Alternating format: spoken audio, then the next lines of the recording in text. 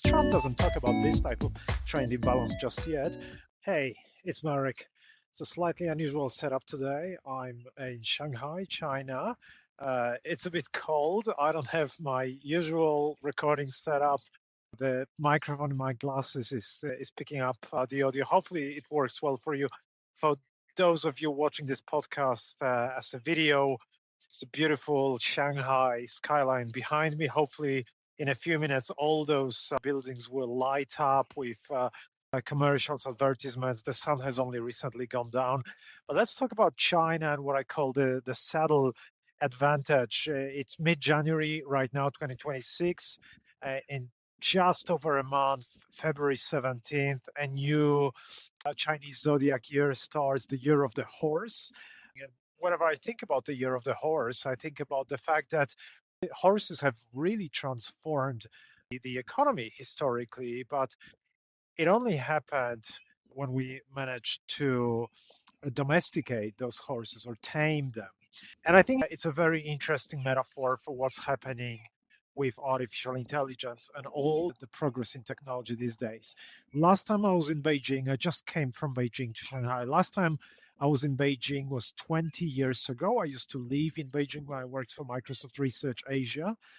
Shanghai, I was back here 10 years ago organizing a conference pretty much in a building just in front of the Pearl Tower. And so it's really good to be back here. Over those 20 years, a lot has changed. Especially in Beijing, I see much more technology right now. So 20 years ago, when I was trying to get to Tiananmen Square or the Forbidden City, it was easy. You would just cross a road and you would get there, especially the Tiananmen Square. These days, you have to register in advance. You have to line up on the day. You get your passport checked. You get your pat downs. You get your bags scanned. You get your face scanned. It's really, really hard. Lots of technologies there. But then the interesting part is the moment you get onto Tiananmen Square, you see all those new technologies. I saw a self-driving shop at the Tiananmen Square. Then you cross over to the Forbidden City and you have self-driving buses inside the Forbidden City. The walls built during the Ming Dynasty are now also places where those embodied artificial intelligence technologies roam around, which is absolutely fascinating. But that also is a great example of what China really is right now. It is this mix of tradition and modernity. It's this mix of technology and also considerations of the culture. The yin yang seems to be working very, very well.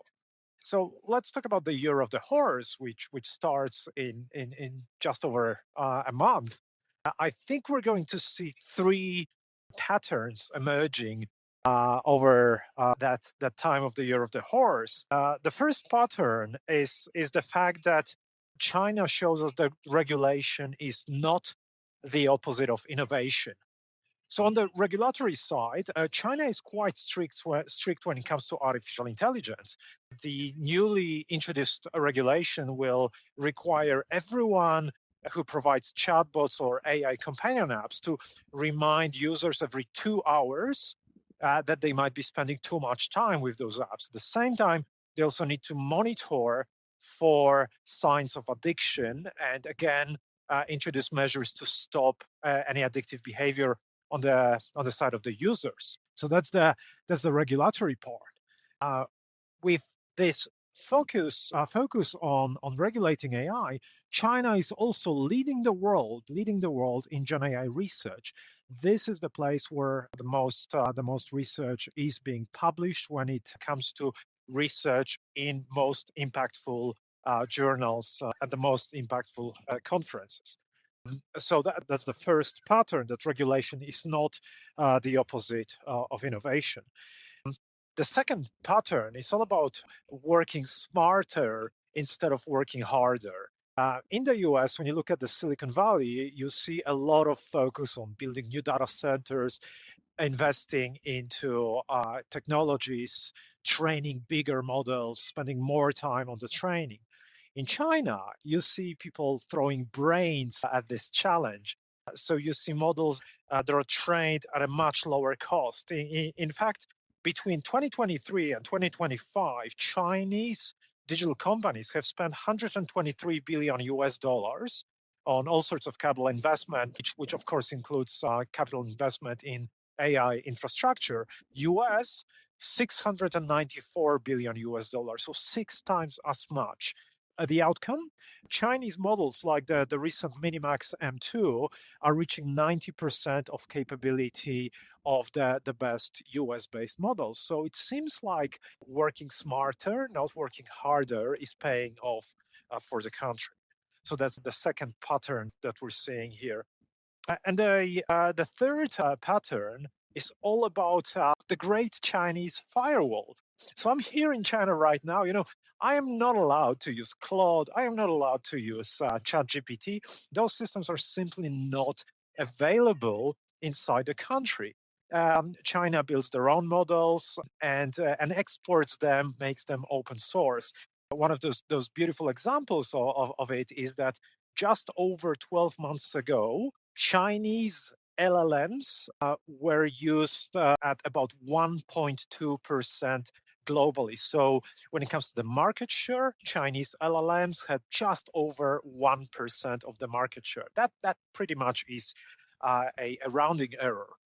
12 months later, at the end of 2025, that market share is at 30%, almost 1/3 of the global market, a country that does not allow any external models. This is pretty much the biggest market in the world. Does not allow any external models, but exports them everywhere. Is now reaching almost 1/3 of what is used all around the world. So three very exciting patterns. The first one about the fact that, like a yin yang, you can bring together regulation and innovation. These are not opposites. These are not challenging one another. The second one, it's all about working smarter, not harder, recognizing that better architectures, better approaches to artificial intelligence might lead to better results. Hey, by the way, transformer models, this was not just throwing more CPUs, GPUs at what we already had, but really coming up with new approaches to artificial intelligence that has worked. Perhaps China will be the place where we see those new approaches to AI emerging. That's the second pattern. And the third pattern, close your market, protect your internal market, but also flood all the external markets with models and really build that sort of trade imbalance. Trump doesn't talk about this type of trade imbalance just yet, to really grow your economy. I can see that all the lights are starting to pop up behind me. This is less than 10 minutes. Greetings from China. It's pretty cold right now here. But you know what? I think we should be paying a lot of attention to what's happening in this country. There's a lot of interesting innovation coming from China in the next 12 months. I'm very sure about that. Stay curious. This is me. Greetings from Shanghai.